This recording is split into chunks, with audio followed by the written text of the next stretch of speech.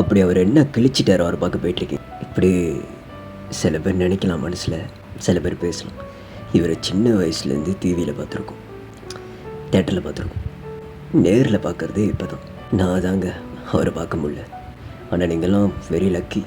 எந்த ஆக்டரு எந்த ஹீரோ வந்தாலும் இவ்வளோ பெரிய மரியாதை இருக்காது.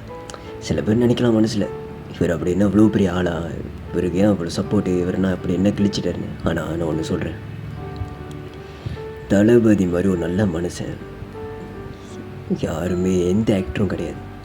Best person.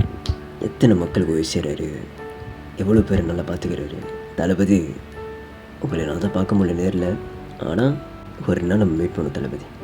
தளபதி மாதிரி ஒரு யாருமே இல்லை, ஒரு நல்ல மனுஷன். அடுத்த நிமிஷம் நிச்சயமில்லாத வாழ்க்கைங்க.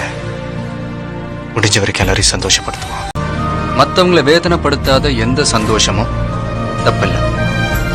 மற்றவங்களை வேதனைப்படுத்துகிற ஒரு சின்ன ஸ்மைல் கூட